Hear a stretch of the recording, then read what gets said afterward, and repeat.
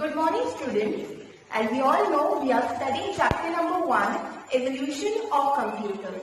And in our previous class, we have studied first generation computers.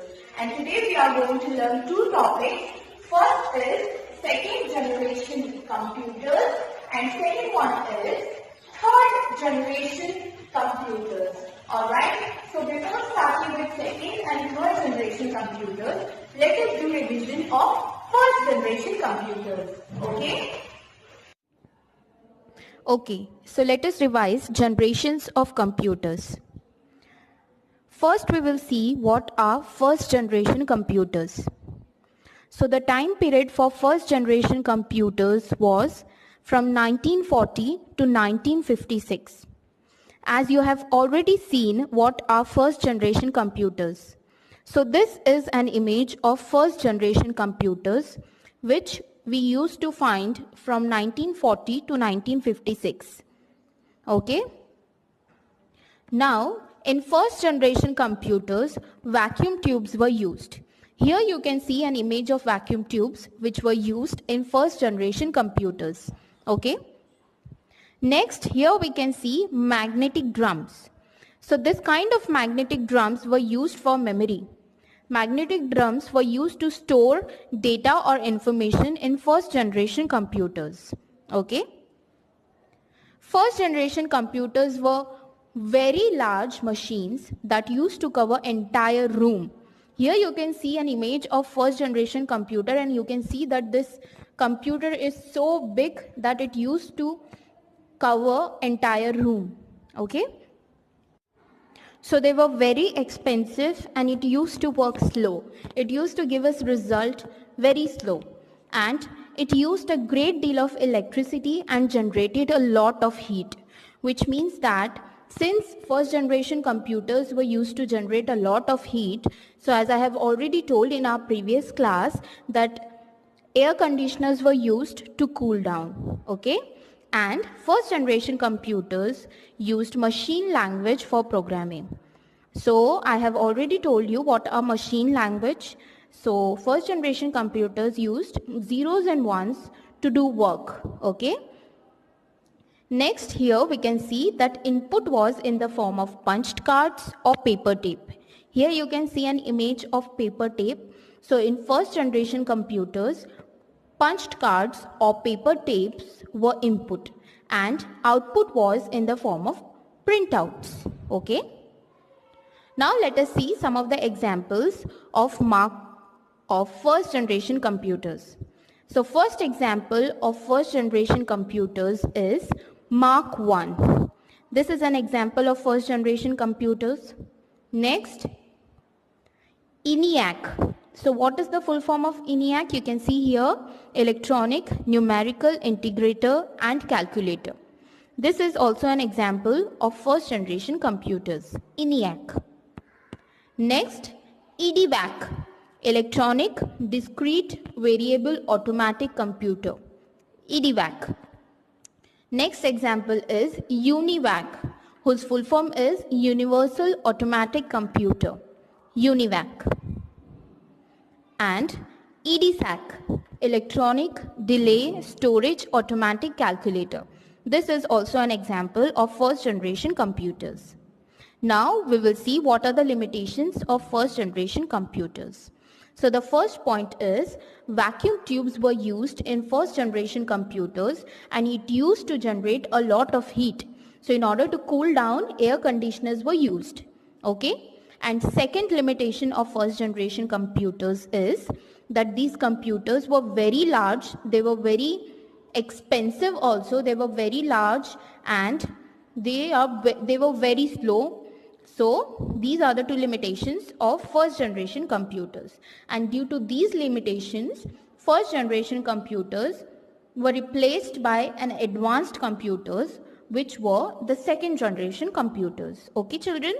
Now today we are going to see what are the characteristics of second generation computers. Okay, so as I have already given you assignment on what are the characteristics of first generation computers. So you are going to write all these points which we have seen now in the characteristics of first generation computers. Okay. And the second question which I have given you is, what are the examples of first generation computers? Okay. So you can write from these, or you can write any of the examples from these examples which I have told you. Okay. Now we will see what are the second generation computers. So the time period for second generation computers was from 1956 to 1963. All right. So here you can see an image of second generation computers. See how large it was. Now, here you can see an image of transistor. Okay. So second generation computers used transistors. This is an image of transistors which were used in second generation computers. Here you can see two images of transistors which were used in second generation computers. So children, in first generation computer we have seen that vacuum tubes were used. Okay, but in second generation computers transistors were used to work. So second generation computer uses transistors which replaced vacuum tubes. Vacuum tubes were used in first generation computers. But in second generation computers, transistors were used. Okay, and second generation computers were very fast, they were smaller in size, and they were also cheaper as compared to first generation computers. Okay, so this is an advantage of second generation computers over first generation computers. What are the advantages? That second generation computers were faster, they were smaller in size, and they were also cheaper. Okay, and they were more energy efficient. Okay, so these are the advantages of second generation computers over first generation computers. But second generation computers also generated a lot of heat, and air conditioners were used to cool down. So in first generation computers also we have seen that it used to generate a lot of heat and air conditioners were used to cool down. So similarly here also in second generation computers, air conditioners were used to cool down. Okay. Now this is an image of magnetic disc. Okay, so this kind of magnetic disc were used in second generation computers. And input was in the form of punched cards and output was in the form of printout. So in second generation computers also punched cards were used in the form of input. Okay, and the output which we used to get from second generation computers were print out.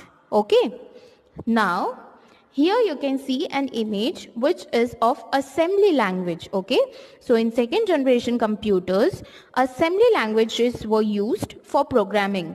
Here if you can see it, see this is an assembly language which were used for programming in second generation computers. Okay, and some of the computer languages are COBOL and Fortran. Okay, so these are the two examples of high level computer languages, and in order to do programming, assembly language was used in second generation computers. Alright, so we have seen some of the characteristics of second generation computers. Now let us move on ahead, and now let us see what are the examples of second generation computers. Okay, so on your screen you can see an image of UNIVAC 1180. Okay, so this is an example of second generation computers. You already know what is the full form of UNIVAC, Universal Automatic Computer. Okay, so the example of second generation computers is UNIVAC 1180. Okay, next example is CDC 3600. This is also an example of second generation computer, which is CDC 3600. Next is IBM 1401. On your screen you can see an image of IBM 1401. Okay, which is an example of second generation computers. Next is Atlas, ATLAS, Atlas, which is also an example of second generation computers. Next is Mark III. We have already studied about Mark I, but this is Mark III, okay, which is an example of second generation computers, okay. And next is IBM 7094, which is also an example of second generation computers. Now we are going to see what are the limitations of second generation computers, okay. So the first limitation I have already told you, that second generation computers used to produce a lot of heat, okay, and air conditioners were used to cool down. So this is the first limitation of second generation computers. And second point is that its speed. It was very slow in its work. Second generation computers were very slow in its work, and due to these limitations, second generation computers were replaced by third generation computers, which were advanced computers, okay. Now we are going to see what are third generation computers. Here you can see an image of third generation computers, and the time period was from 1964 to 1971, okay. Now we are going to see what are third generation computers. So here you can see an image of integrated circuit, okay. So this is an image of integrated circuit, and this kind of integrated circuits were used in third generation computers, okay. Next, here you can see an image of semiconductors. Now you have already seen the image of transistors in second generation computers, okay. But here in third generation computers, transistors were not used, okay. Transistors were used, but smaller size transistors were used, and they were put on silicon chips. And the silicon chips which were used are called as semiconductors. Here you can see an image of semiconductor, okay. इस तरह के semiconductors को use किया जाता है third generation computers में. Alright. Now what are the two properties that I have told you about third generation computers? First is third generation computers used integrated circuit, okay. IC were used in third generation computers. Second, in third generation computers, transistors were used but of smaller size, and semiconductors were used, okay. Here you can see an image of semiconductors, and as compared to first and second generation computers, third generation computers were very efficient, and its speed was also good, okay. It was not slow like first generation and second generation computers, okay. They were very fast, and also they were very efficient. All right. So these are some properties of third generation computers. Now we are going to see what are the examples of third generation computers. So the first example is IBM 360. Here you can see an image of IBM 360, which is an example of third generation computers, okay. Next is IBM 370, okay. Don't get confused between IBM 360 and IBM 370. Alright, so these are the two examples of third generation computers. Alright, so we have studied today about second generation and third generation computers. Okay, so in our next class we will learn about fourth generation computers, and we will see what are the characteristics of fourth generation computers in our next class. Okay children, so we have completed today first generation computers, second generation computers and third generation computers. And in our next class we will see what are fourth generation computers.